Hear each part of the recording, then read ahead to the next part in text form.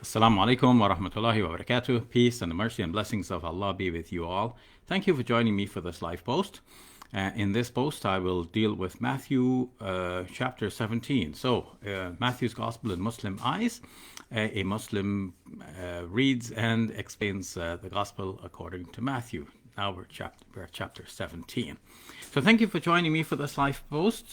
Peace and the mercy and blessings of Allah be with you all. May Allah subhanahu wa ta'ala keep you all safe and healthy, protect you all from COVID-19, from every other sickness, disease, stress, and distress.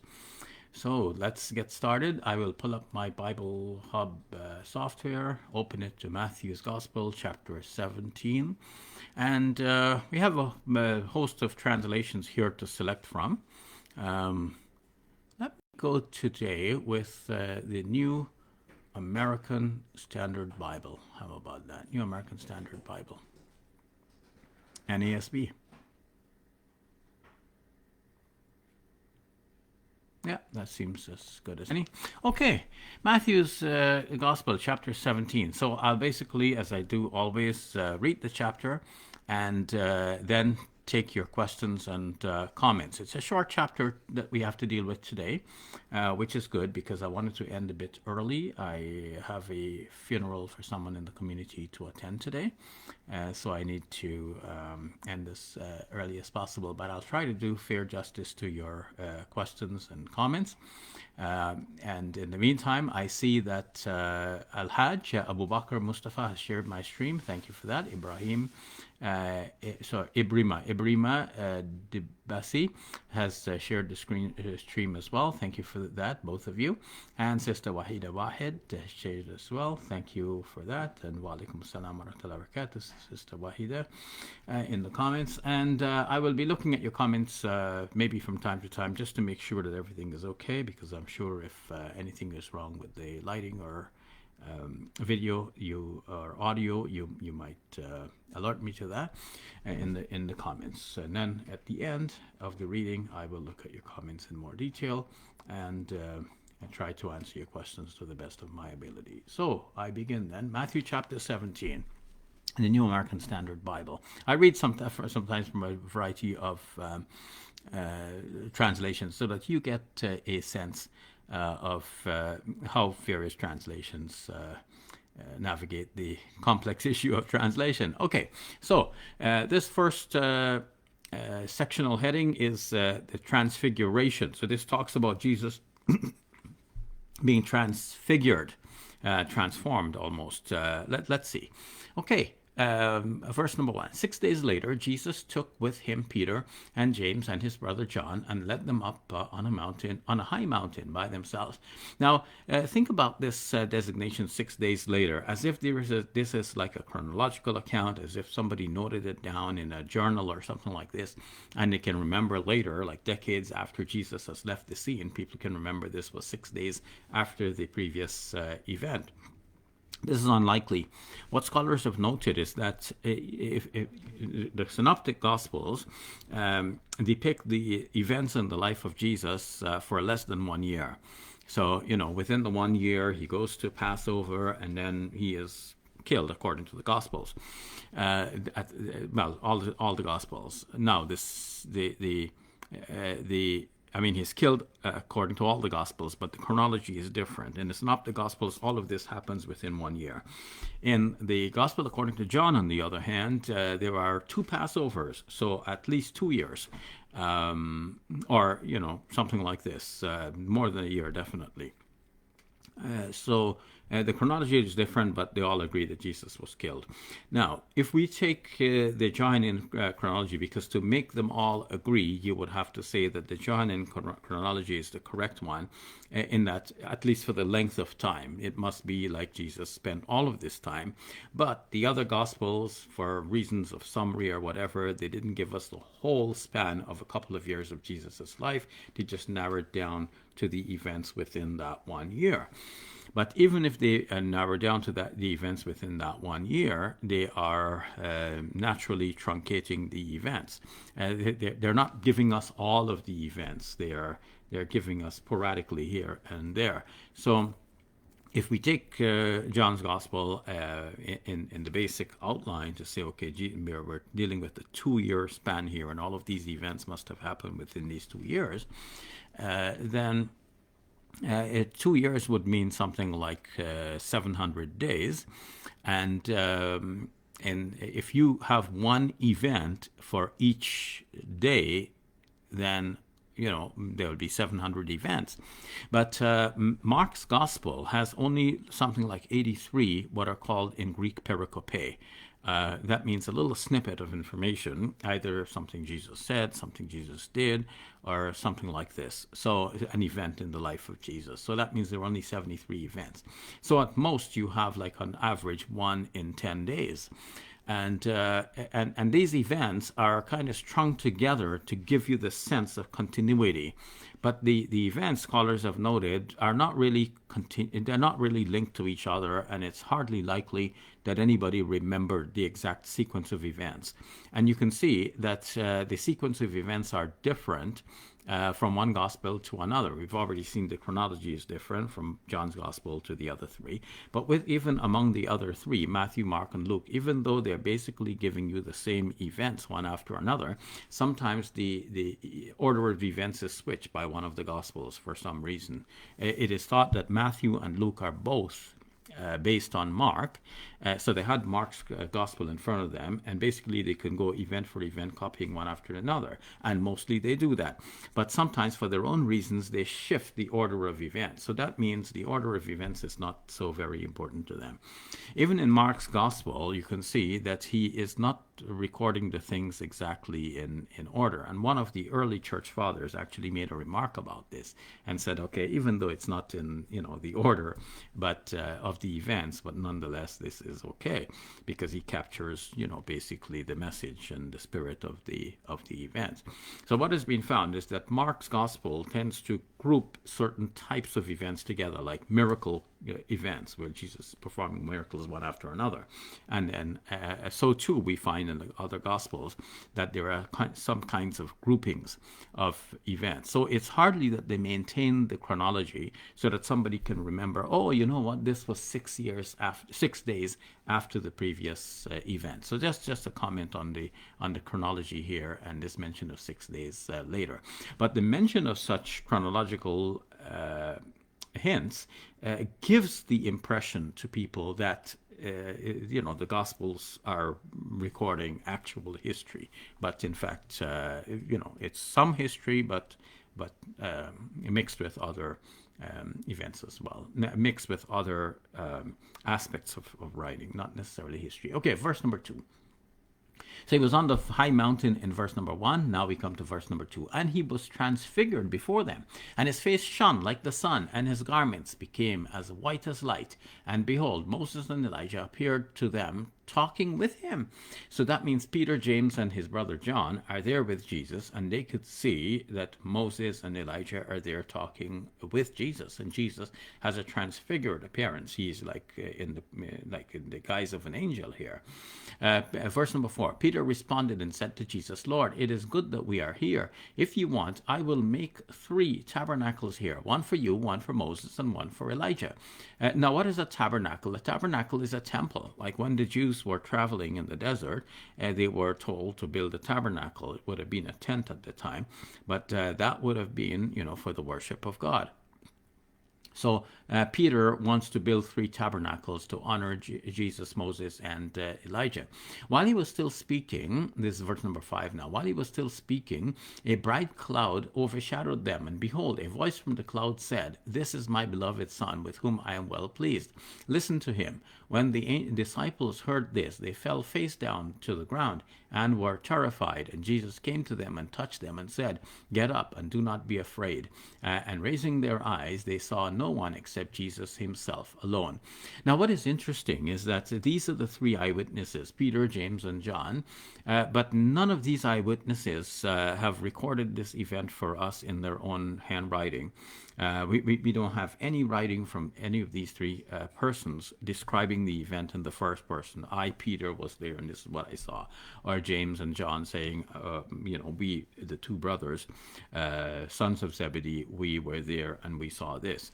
No, this is all written by somebody else. So that means the story was transmitted from one person to another for generations until it came to be written down by whoever wrote Matthew's gospel. This would have been a momentous event in the life of Jesus, and people would have gone around talking about how they saw Moses and Elijah and so on, and the voice of God calling out, "This is my beloved Son," and all of that. But this is it does not seem to affect the rest of the story. Like afterwards, people are still in a state of indecision about Jesus. Some believing in him, some do not. And you don't have Peter, James, and John in the rest of the story going about saying, "Hey, wait a minute, you guys, we were there and we heard God saying, 'This is my beloved Son,' and all of that." You would expect this would be like a continuous occurrence in the later story, but it is not. So what that means is that Jesus came, he left. Later on, people are talking about it, about him and the events in his life, and sometimes some events are invented. And now, what about this one event? Now, some scholars think that this vision that the disciples had, this would have been a post-crucifixion vision, where we find later in the Gospels where Jesus, after crucifixion, he's appearing to his disciples, eating with them, drinking with them, and so on. So those stories are thought to be exaggerated. It didn't happen, the events did not happen with Jesus being in a physical form that he could touch, he could be touched, and he could eat food and all of that. It must have been like visions that they saw. Some would describe this even as hallucinations. So some scholars think that this event here that is described as a transfiguration of Jesus during his lifetime, this must have been one of those stories that were circulating, and then when the gospel writers wrote about this, they took that story from the post-crucifixion days, and they inserted them within the description of the lifespan of Jesus. So that would fit together with the idea that the disciples were seeing a vision. And that would explain why the story has no impact later on. Like it doesn't do anything. The rest of the story is proceeding normally as if this transfiguration did not happen. Now, the voice from heaven says, "This is my beloved Son with whom I'm well pleased." The gospel writers obviously take that to be a reference to Jesus. But if you have Jesus, Moses, and Elijah, and God is calling out from heaven saying, "This is my beloved Son," it's not so very clear to me which one he means as his beloved Son. Verse number 9, when they were coming down from the mountain, Jesus commanded them, saying, "Tell the vision to no one until the Son of Man has risen from the dead." And his disciples asked him, "Why then do the scribes say that Elijah must come first?" And he answered and said, "Elijah is coming and will restore all things. But I say to you that Elijah already came, and they did not recognize him, but did to him whatever they wanted. So also the Son of Man is going to suffer at their hands." Then the disciples understood that he had spoken to them about John the Baptist. So Jesus then, according to this, declared that John the Baptist was Elijah. That means people were expecting Elijah to come back. See, Elijah in the Old Testament, in the book of Kings, it's said to have been taken up from the earth in a whirlwind. And Jews had expected Elijah to come back at any time.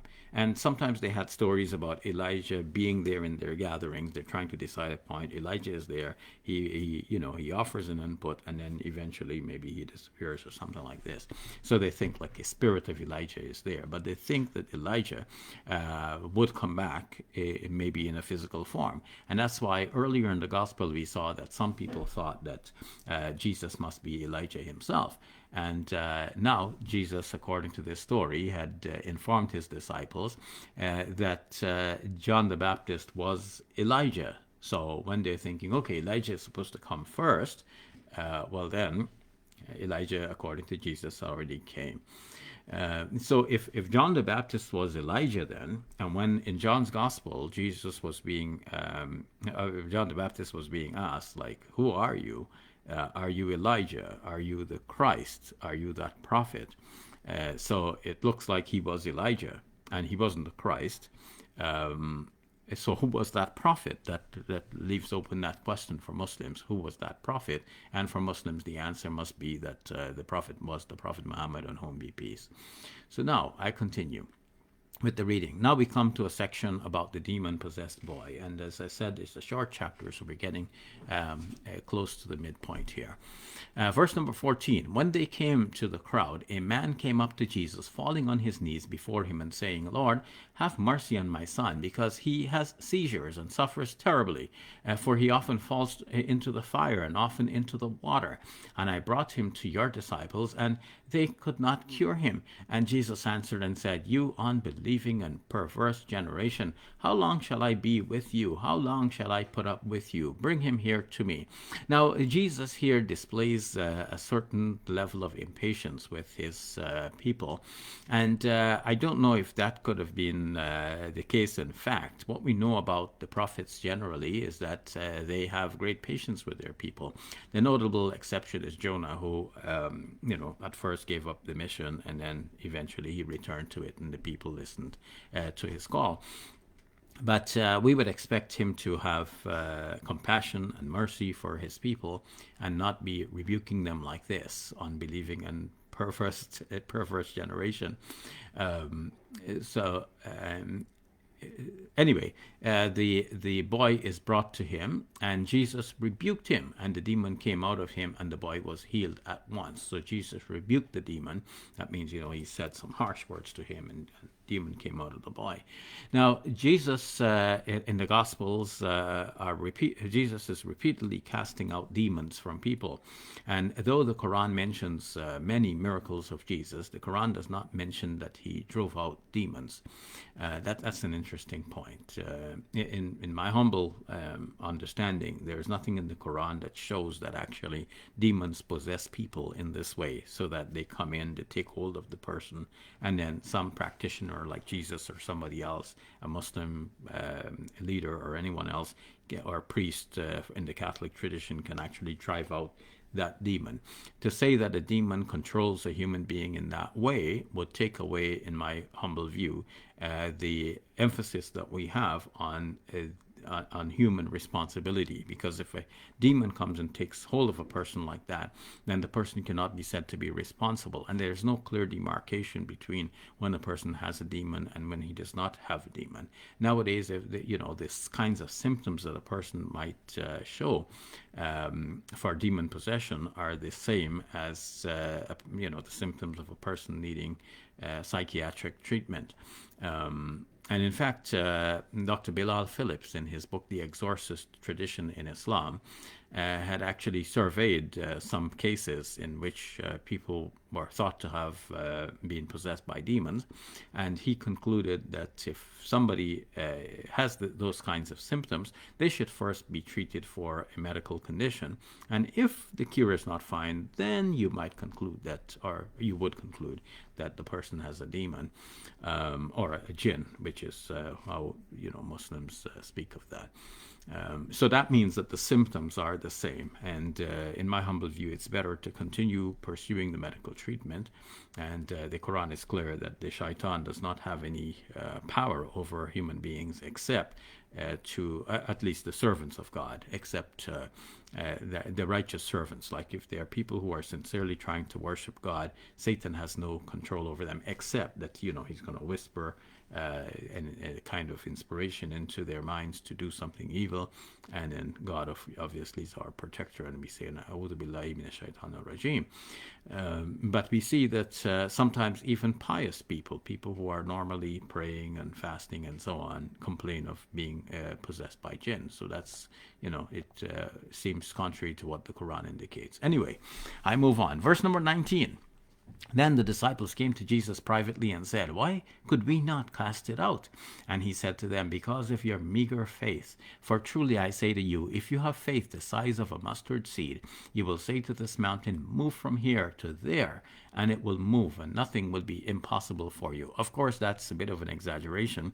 I don't know of any one who has moved mountains like this. But it's there for a point. It's a good point. If you have faith, you will call on God, and everything is possible with God. So he said to them, it's because of their meager faith, and that's again, it's something that it show. Some people look at the life of Jesus and they point out that he had a sort of arrogance about him. It's like, I have faith, you don't have faith, that sort of thing. But from a Muslim point of view, he was a prophet of God, and he is privy to divine inspiration. So he is counseling and teaching his disciples, and showing them how to do good deeds, including like curing people of this kind of malady. Okay, 22, verse number 22. And while they were gathering together in Galilee, Jesus said to them, "The Son of Man is going to be handed over to men, and they will kill him, and he will be raised on the third day." And they were deeply grieved. Now, I've already pointed out that Son of Man in the Bible is a bit ambiguous. Sometimes Jesus seems to be speaking of another person called Son of Man who is going to come after him, and who is going to come subsequent to him. And in this case, he's obviously speaking about himself within the story. He's going to be killed, and then he will be raised on the third day. And some of our Christian friends say, look, you guys believe in the gospel, and the gospel here is showing that Jesus predicted his death. How are you denying his death? And the point here is that even Christian scholars agree that, well, at least many of them admit this, that this kind of prediction where Jesus is talking about his impending death, this sort of prediction must have been written after the fact. It's not that it actually occurred within the lifetime of Jesus. It's later on when Christians concluded that, okay, Jesus died and he raised from the dead, then they reconstruct his life in the light of that later belief. And they think that he must have predicted on one occasion. And then the saying comes to be invented like that Jesus actually predicted his death. Otherwise, again, what is the impact of this prediction on the rest of the story? Once Jesus had said this, if he said it, you would expect that everybody is expecting and looking out, for the events to happen like that. Okay, they're going to arrest him, they're going to kill him, and 3 days later he will rise from the dead. But the subsequent events show that everybody was taken by surprise. They didn't expect this turn of events. And the last of the events, obviously, is Jesus being raised from the dead. So even if you say they were grieved and they didn't want it to happen, they didn't want the crucifixion to happen, so they were in a state of denial, after the crucifixion already has happened and they have a little bit of time to reflect, the next thing they would have to wait for is say, yeah, the resurrection, Jesus is going to be raised from the dead. Man, he's been crucified, but that doesn't matter because he told us he's going to be raised from the dead. Let's go camp out near his tomb and be the first ones to greet him when he comes out from the tomb. But the subsequent events show that the disciples didn't have any such expectation. When the women came back from the tomb saying that the tomb was empty and the angel spoke with them and all of that, they took it for nonsense according to the Gospel of Luke. And John's Gospel says that at that time they did not yet understand or they did not yet know the scriptures that Jesus had to rise from the dead. So if Jesus has already said it to them, then certainly they knew it. But it seems that Jesus did not actually say it to them, and this is a saying invented after the fact and brought here into the story. Now, we're at the last few verses, the last section, and then I take your questions and comments. Okay, the temple tax. Verse number 24, under the subheading, the temple tax. Now, when they came to Capernaum, those who collected the 2 drachma tax came to Peter and said, "Does your teacher not pay the 2 drachma tax?" He said, "Yes." And when he came into the house, Jesus spoke to him first, saying, "What do you think, Simon? From whom do the kings of the earth collect customs or poll tax? From their sons or from strangers?" When Peter said from strangers, Jesus said to him, "Then the sons are exempt." However, so that we do not offend them, go to the sea and throw in a hook, and take the first fish that comes up. And when you open its mouth, you will find a stater, which is a certain coin. Take that and give it to them for you and me. So that means both Peter and Jesus are sons. Whatever is meant by sons here, and they're both sort of exempt from paying the tax. But God miraculously provides the coin that they're going to use for paying the tax, and that's a coin that is good for the tax of both Peter and Jesus. Elsewhere, Jesus is noted to have said, whatever belongs to Caesar, give to Caesar whatever belongs to Caesar. And some think that that means that Jesus is encouraging good Christians to pay their taxes. But as Richard Horsley has pointed out, who has done a lot of studies about the political situation in the time of Jesus, he has pointed out that the Jews at the time would have considered that nothing actually belongs to Caesar. Everything belongs to God. So when Jesus says, give to Caesar what belongs to Caesar, that's a veiled way of saying don't give him anything. But of course, he put it in such a way that if the Roman authorities were listening in, they would not have anything to go on, because it seems that ostensibly Jesus is telling them, give the coins to Caesar, because the coins bear his image. They must be his. But the fact that the coins bear his image does not mean that the coins belong to him. When the coins bear the image of a monarch, or our paper currency bear the image of our currencies, our notes, our bills bear the image of the queen, or soon will bear the image of the king, I suppose. It doesn't mean that this belongs to the queen or the king. It belongs to the holder.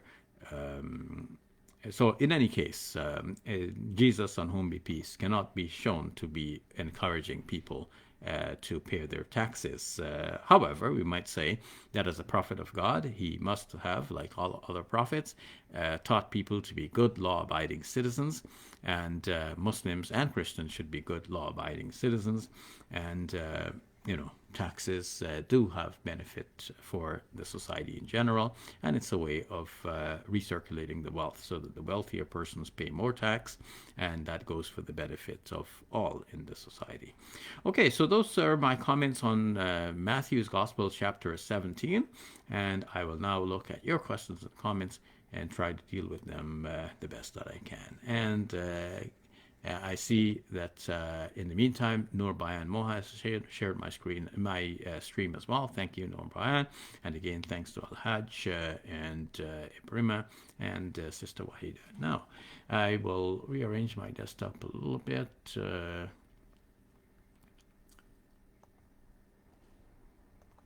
And look at your questions and comments. So, Akib Zaman saying, Assalamu alaikum, sir. How are you? I'm from India. Wa alaikum salam. And I'm doing fine, my brother. I pray that you and everyone around you are doing well. May Allah subhanahu wa ta'ala bless you and all of the people of India. And Qazi Mustafa saying, Assalamu alaikum, wa alaikum salam. And Brother Farhan saying, Assalamu alaikum, Dr. Shabir. Stay always blessed. And you too, my brother Farhan. May Allah subhanahu wa ta'ala bless you and everyone around you.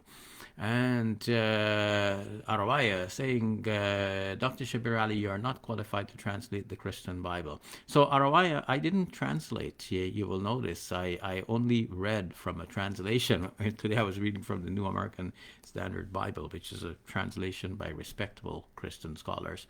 I didn't translate it myself. Okay, Dad is saying, hello Shabir, you said that neither John nor James nor Peter mentioned the transfiguration. Actually, I don't think I said that. Did I? If I said that, that's a mistake, so forgive me for that. No, they mentioned the transfiguration. But of course, you have more details here. So, I see what I said and what you're referring to. Yeah, no, what I'm saying is that we don't have from Peter's own writing. So now you're referring here to First Peter, I can see. Second Peter. You're referring to Second Peter, chapter 1, verses 16 to 18. So the Gospels have it that Peter, James, and John were there and they saw this. And what I'm saying is that we don't have the writings from Peter, James, or John that they are saying in their own words that they saw this. And you have ostensibly here in the second letter of Peter that he is describing this transfiguration. But second letter of Peter, this notoriously has been declared by Christian scholars early and present to not be from Peter himself. This is somebody else writing it as if Peter is writing it. So we don't actually have it from Peter. So what I said stands. I believe I hold to that. And I know you if you take it that Peter wrote this letter, then there you have it firsthand from him that he's declaring in his own words, in first person language, I was there and I saw. But most scholars today, and even early Christian scholars, will say that Second Peter was not written by Peter. A good discussion of this is in William Barclay's Daily Bible Commentary on Second Peter. Okay, and ROI is saying, Dr. Shabir, what is the Son of Man meant to you? So, ROI, I had a complete discussion just on this topic on a previous video, so I would encourage you to look at that for more details. But basically, Son of Man means, it's a simple language. Son of Man means like a human being, and this could be another way of seeing a human being. Jesus may be using that Son of Man title to refer to himself as a human being, as an ordinary person, when he says, like, the Son of Man has nowhere to lay his head, for example, or it's just a way of self-reference. Instead of saying me, he's saying like this guy. That's a different way of referring to oneself, as if you're talking about somebody else. But sometimes the term Son of Man, especially when Jesus is speaking about a futuristic Son of Man, the Son of Man will come on the clouds of heaven and so on.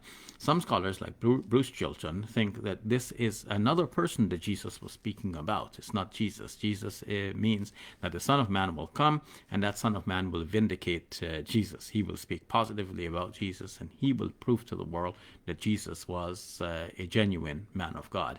And so we believe that the Prophet Muhammad, in whom be peace, did that. Okay, Dennis, so it seems you also believe that verse 9 was invented later, right? Have you seen my view on what the Quran says about the death of Jesus? If that was an addition, that Jesus died and was raised from the dead, and it is the most important event in the history of the Christian faith, why is there nothing in the Quran which clearly denies it? Okay. So so we can take Quran Surah 4 verse 157 two ways, Dennis. So mostly Muslims have taken that to mean that Jesus was neither killed nor crucified. And some academics, and I see that you're following that line of thinking, that would hold that the Quran does not actually deny what I haven't actually seen what your view is on that, but I would assume that this is the line of argumentation you're taking, that the Quran does not actually deny the death of Jesus. The Quran can be interpreted as being in harmony with the gospel narrative. The Quran only means, on that view, to emphasize that it wasn't the enemies of Jesus who killed him. It was God himself who engineered the whole thing, and he was supervising the whole thing and bringing about the results that he wanted to bring about for his own good purposes. So it's not, when the Quran is saying they killed him, not nor did they crucify him, the Quran means to say, look, God was in control of this whole affair, and nobody else, no one could have thwarted the plan of God here. So if we take it the way the Muslims take it generally, then it would mean that the Quran denies the crucifixion of Jesus. If you take it that the Quran, in this verse at least, does not deny the crucifixion of Jesus, then your question remains, like, why doesn't the Quran deny that? And it may be that the Quran does not need to deny that, because the crucifixion of Jesus, by itself, does not, conceptually, does not go against anything that is major to the Islamic faith. Like, there's no major tenet in in the Islamic faith that says that a prophet cannot be crucified. You might have verses in the Quran that say that God will help his messengers, for example. Inna lanansuru rusulana. So we will certainly help our messengers. But the help of the messengers does not necessarily mean that God is going to prevent anyone from physically harming them. And now you might come to because the help would be to the help in spreading the message, which is the more important thing to the messenger rather than his or her physical safety. So God would help them to get their message and to help get their message across and to help it spread and so on. Now, there's a verse in the Quran which says that God, speaking to Jesus in a later drama where Jesus is, partly the scene is on the Day of Judgment, and God is saying to him, وَإِذْ كَفَفْتُ بَنِي إِسْرَائِيلَ عَنْكَ إِذْ جِئْتَهُمْ بِالْبَيِّنَاتِ فَقَالَ الَّذِينَ كَفَرُوا مِنْهُمْ إِنْ هَذَا إِلَّا سِحْرٌ مُبِينٌ. So when we withheld the hands of the people of Israel from you as you came to them, and they said, you came to them with the clear evidence, and they said this is certainly a clear magic. So they wanted to harm Jesus, and God withheld their hands. So does that mean that God withheld their hands so completely that they could not ever harm Jesus, or does it mean that God withheld their hands at a particular juncture? Like, for example, when in Luke's Gospel it says that Jesus slipped through the crowds and escaped from their evil intent, and so on. So that too is not so very clear that Jesus was not put on the cross. So it may be then that the main problem with the cross, from a Muslim point of view, is not the question of whether or not Jesus was crucified, but the question of purpose. What was he killed for, if he died at all? So a Muslim can say that if Jesus died at all, if we just go with the argument for the moment and say, let's pretend that Surah 4, verse 157 does not deny the crucifixion of Jesus.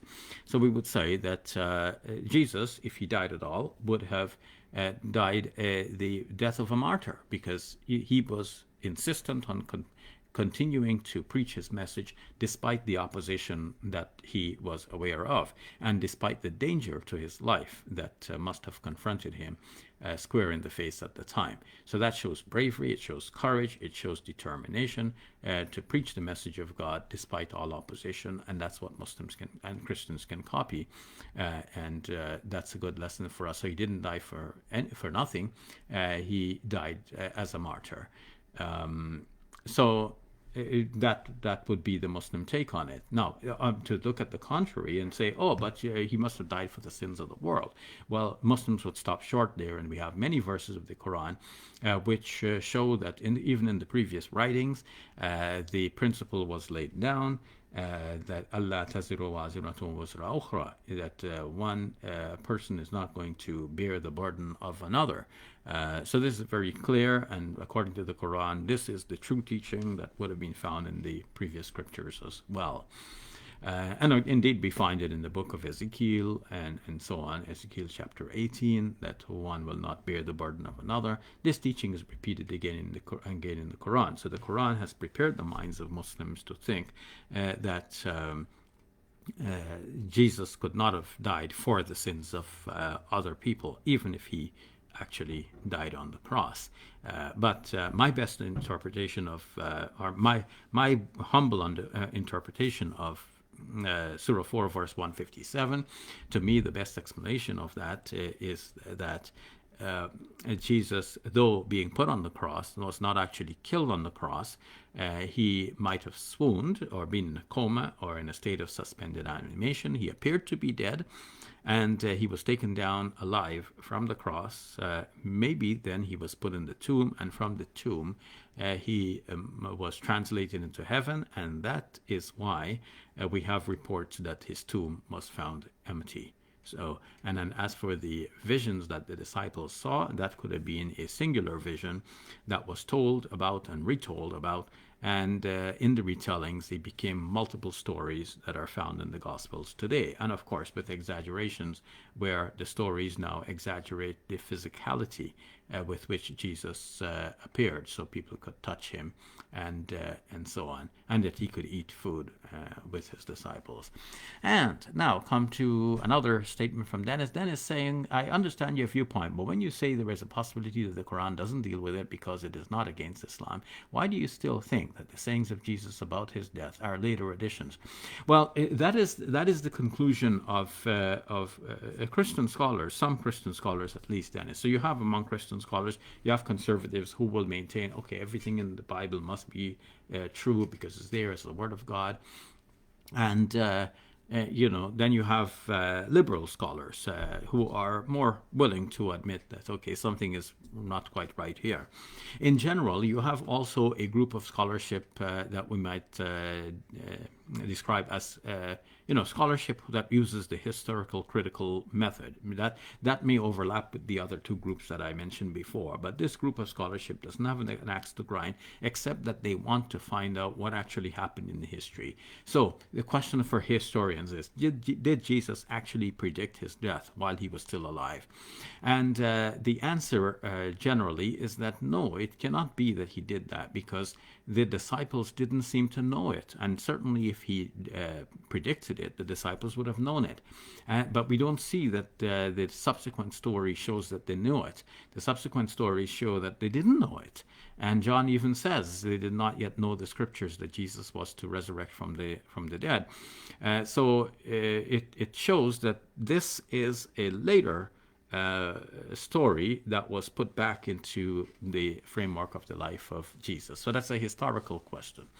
Now we have Arawaya saying, Dr. Shabir Ali, I think you got wrong the translation on the Son of Man. The most frequently used title of Christ in the New Testament, occurring 82 times and all but once in Acts in the Gospels.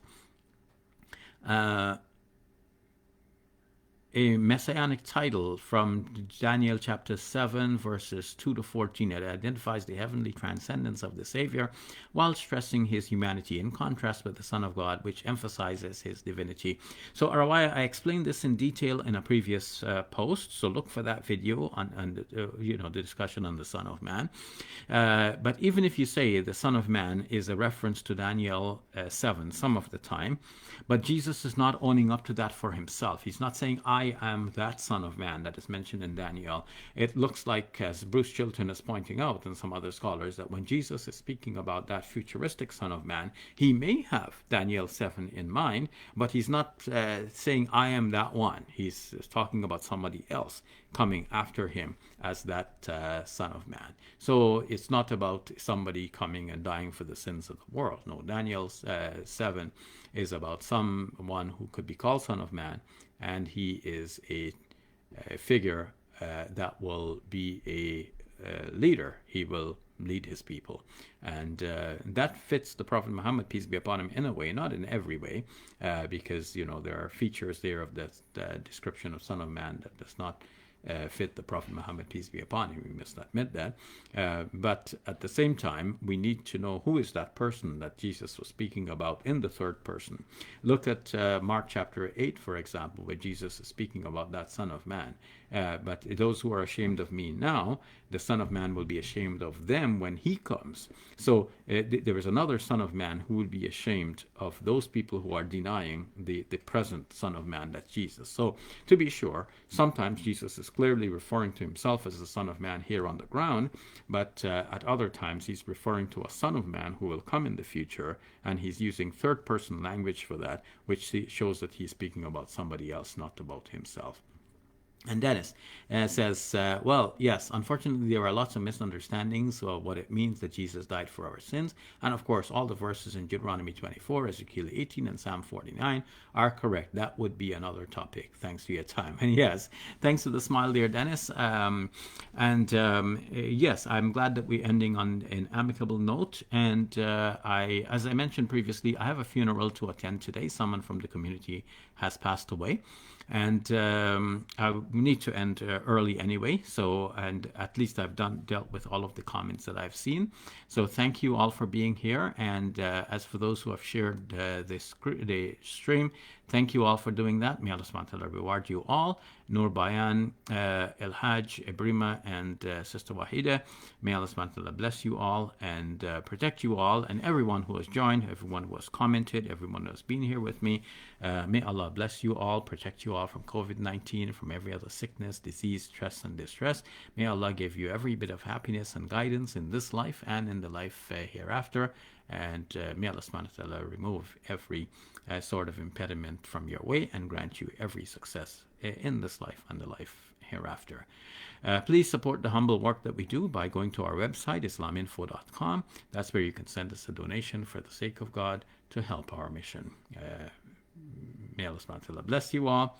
Peace be with you. And next week, today's the 6th, so next week we'll be having our dialogue between myself and Yusuf Ismail on the Muslim side, and on the Christian side we will have Reverend Samuel Green and Rudolf Boshoff so Reverend Green is from Australia, Rudolf is from South Africa, and the whole thing will be emceed by Dave Gilchrist, who is also, I believe, in Australia. So this is a truly international event spanning the continents. In North America, South Africa, North America, Africa, and Australia. So please join us for that event. It'll be 11 p.m. Saturday night coming, and it'll be in the morning hours in some other countries. So please watch for the announcements concerning that. I'll post the poster in my Facebook page, and join us for that event. We will be discussing, actually we'll have two debates, one week after another, same timing. So next Saturday for me, and the coming Saturday for me, and the one after that. And the first event is on the Trinity, the Trinity in the light of scripture and reason. And then the second week we'll be doing Tawheed, or Islamic monotheism, in light of scripture and reason. So these will be interesting discussions. Do join us for those. And of course, on Friday, as usual, I'll have my sermon. But this coming Friday, I will not be doing the sermon, probably. I will be listening. But a friend of mine will be delivering, and I will try to post his sermon as well. So stay blessed and stay with us, and join me again on Friday, inshallah. Peace be with you. Assalamu alaikum wa rahmatullahi wa barakatuh.